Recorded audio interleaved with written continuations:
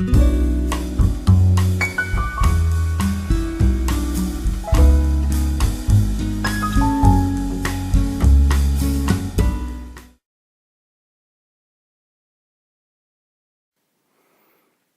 there. Happy New Year, everybody. I hope that these first days of the new year has started well for everybody. And that you took it easy on New Year's Eve.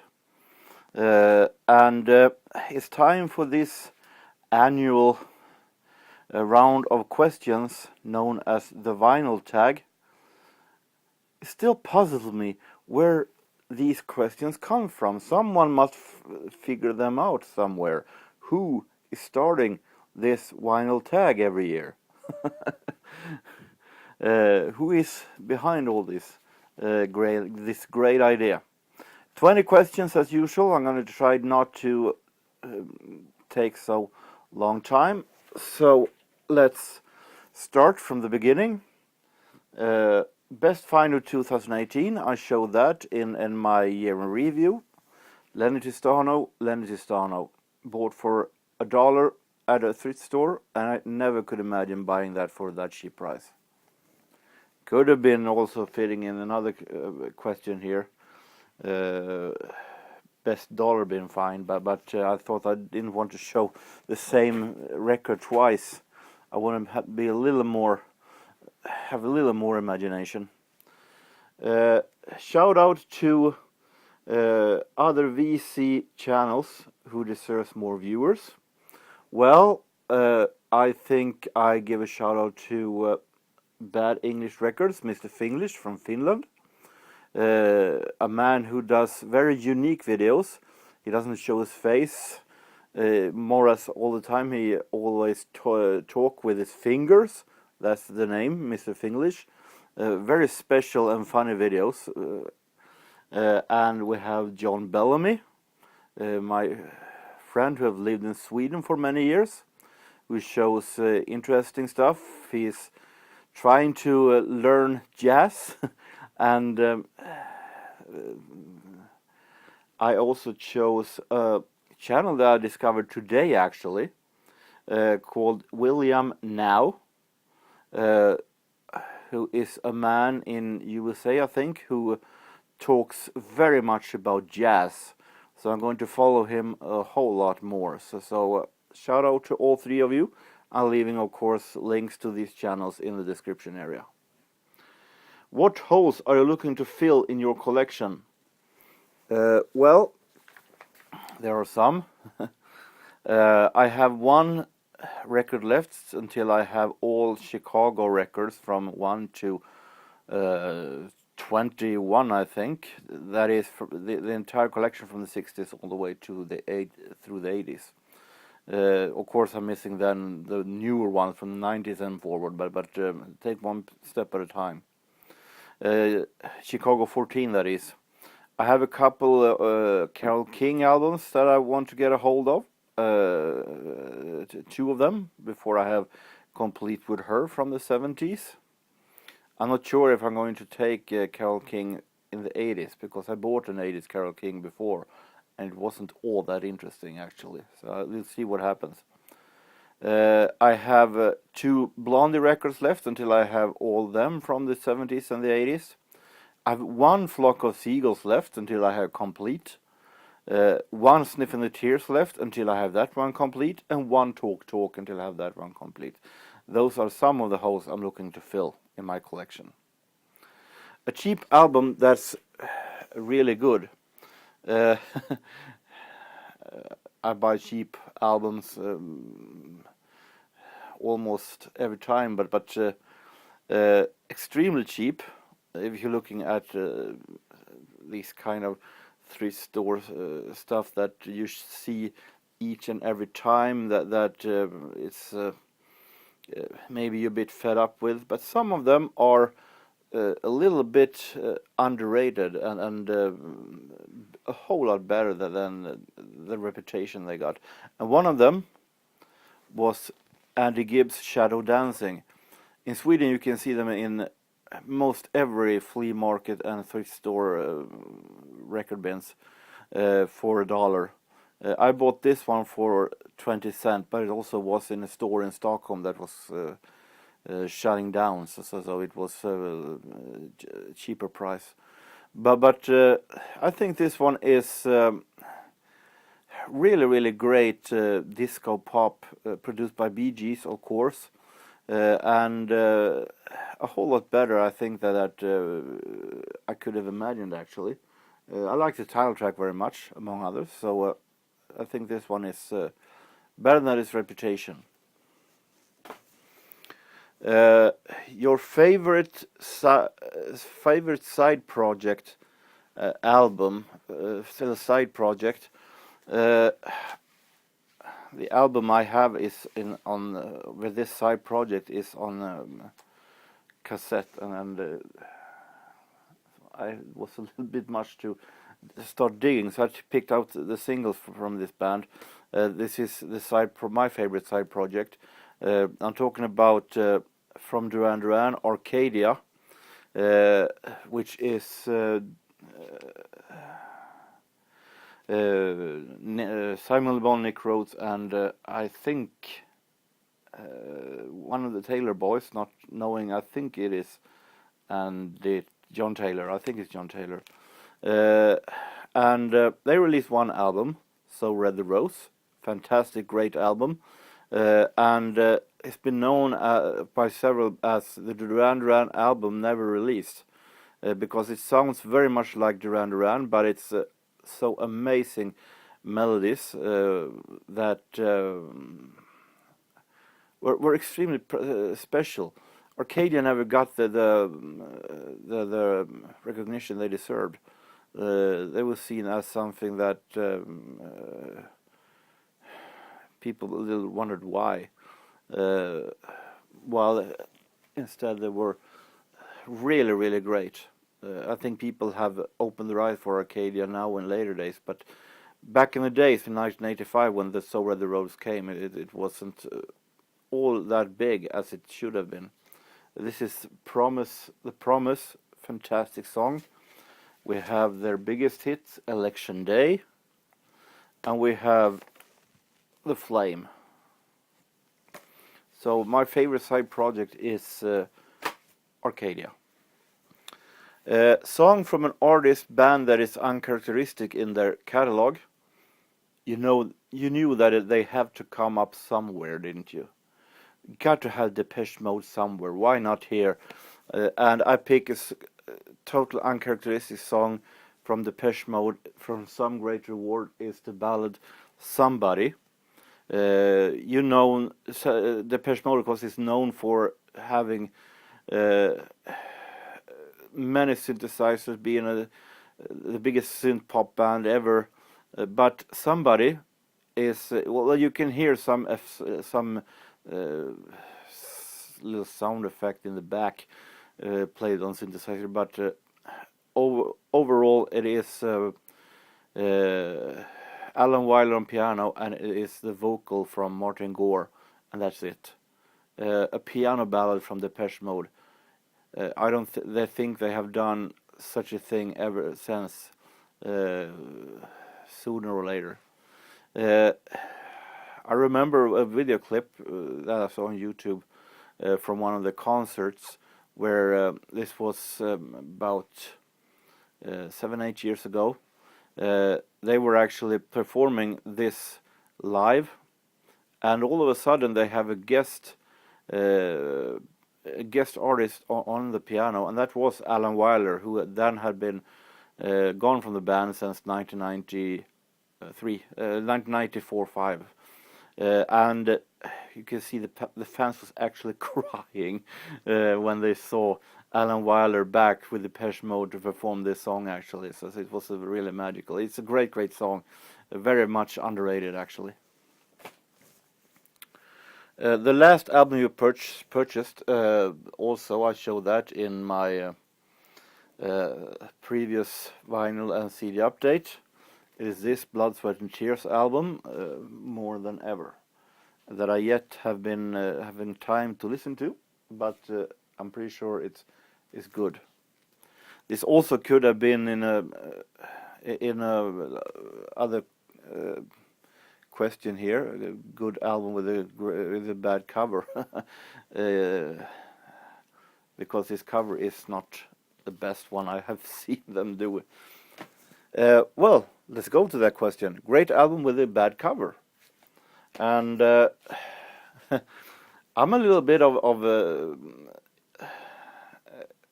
whole lot interested in these bad covers because there's so much humor in them.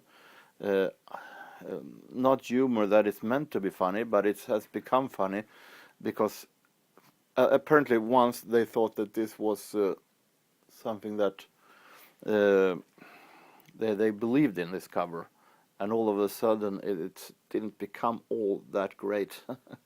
You're thinking, what were they thinking?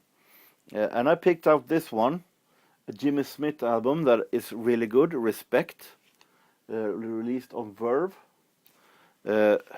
Playing some great here, T-Bone Steak, Funky Broadway, Mercy, Mercy, Mercy, Respect.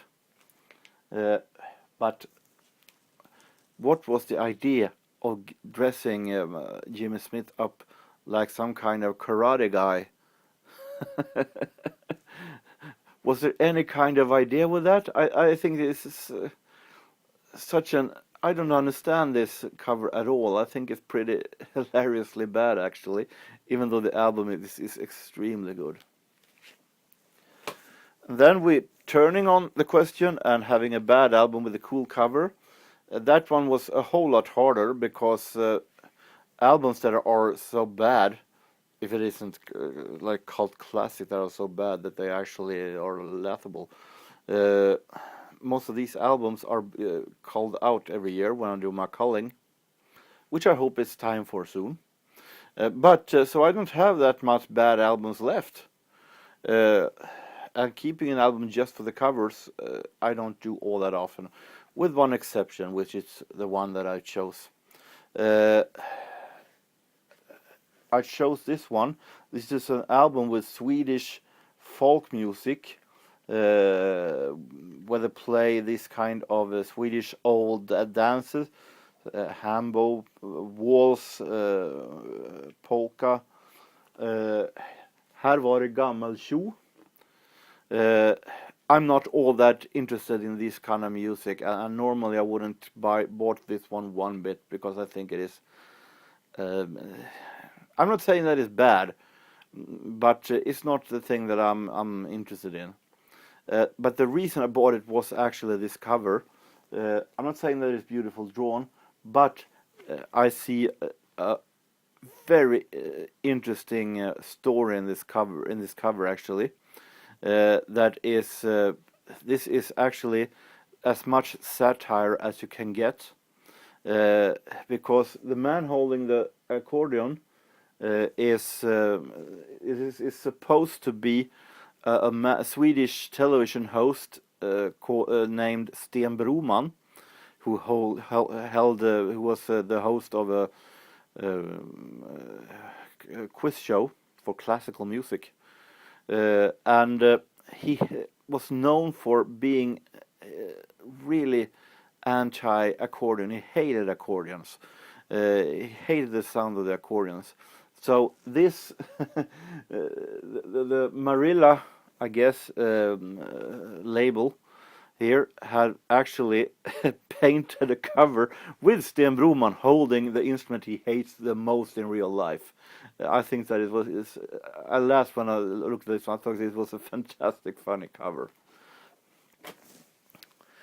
We have a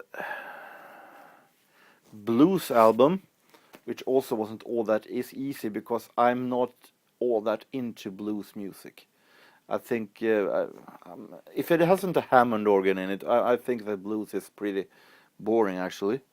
But of course there are exceptions to most genres, and in this case the exception, and I guess one of the few blues albums I own, is Gary Moore's Still Got the Blues. So I picked this one. There are some great tracks here. walking by myself, and of course the ballad, the main title, Still Got the Blues, and Gary Moore's fantastic guitar playing.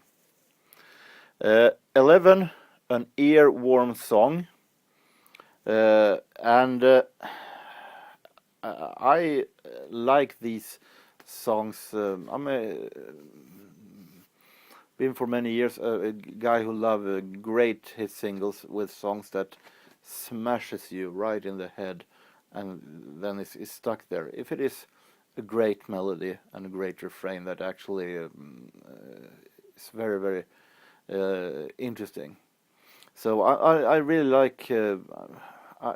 I'm nothing against these earworm songs that goes into the ears and then they got stuck there.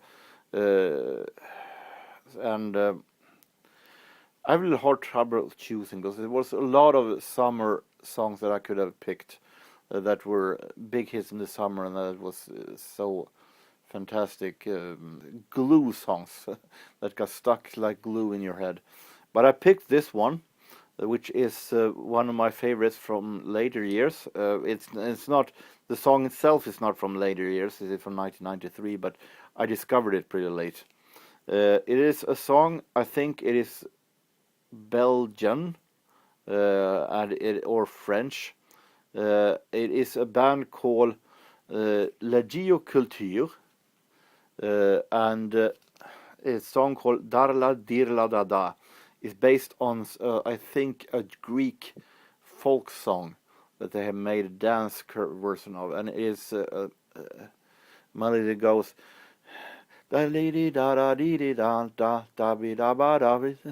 really, really cheesy, but really, really you can't stop smiling when you hear it, because it's such a cute song in some way, and it's really, really getting stuck in your head. So I bought this one last year, actually. You have good remembering. I think that you remember this one from my year in review video, where I think it's was nominated in one of the categories. A historical important artist. There are many, but I choose this one, Kraftwerk. As I know that there were people who used the synthesizers before Kraftwerk, but I consider them the ones who almost invented the synth pop and brought the synthesizer to the hit charts and made people really like synthesizer music.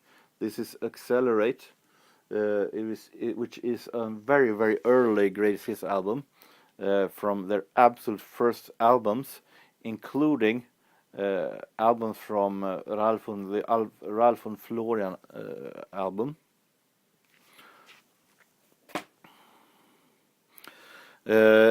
An album that you own because of your parents. Well, not all that easy. My parents is indeed very much alive, and my father is a huge musical lover. He has a lot of records, even though he doesn't have the time to listen to them all the time. So as he still has many of them, I haven't gotten all that much records of him, but I have of course learned a lot of music through him, and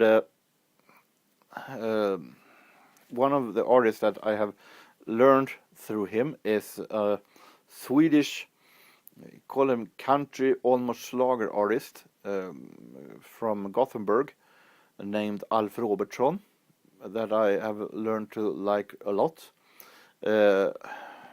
He often takes old country songs and translate them into perfect Swedish, and makes the lyrics and the story in the lyrics fit so well in Swedish in Sweden that you becomes almost a really deep look inside of the Swedish society.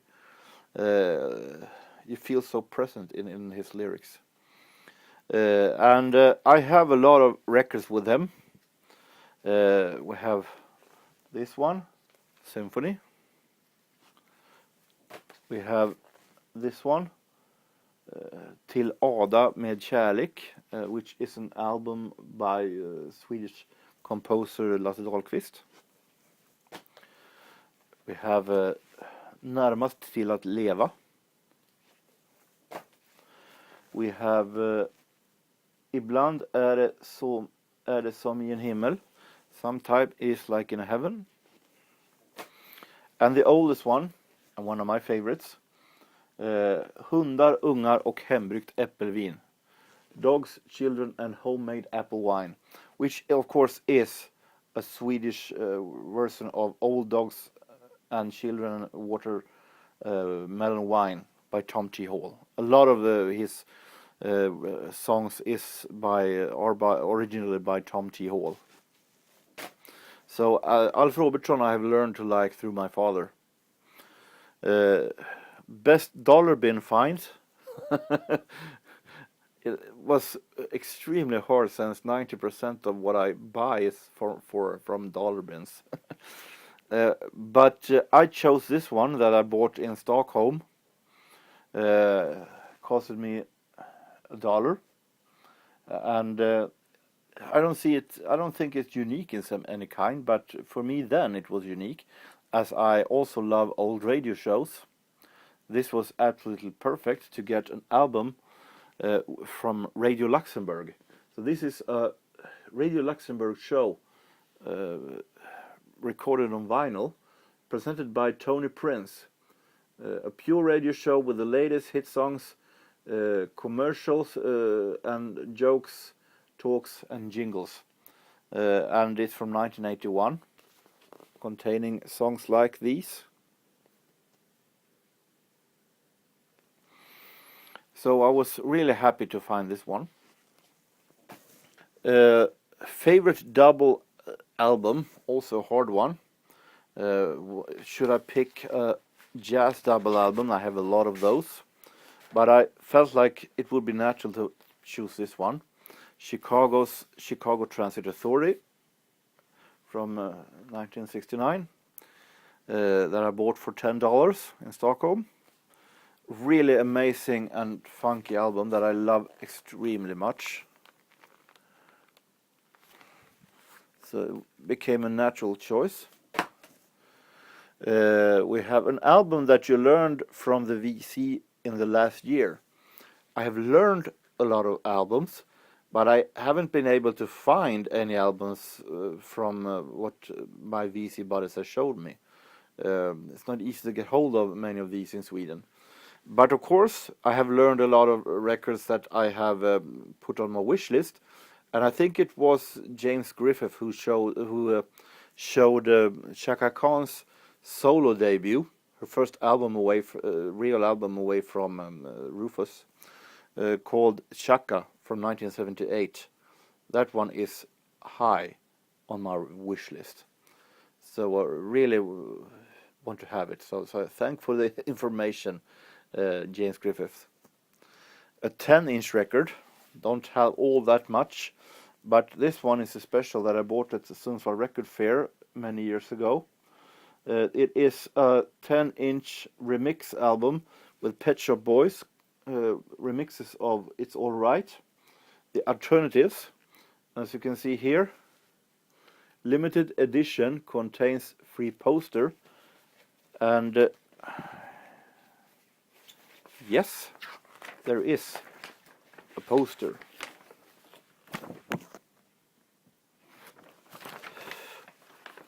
And I'm not all that much into remixes, but I have said it before, I think Pet Shop Boys is one exception, because Pet Shop Boys does remixes that no one else. It's almost like a new experience listening to Pet Shop Boys mixes. So very interesting to have.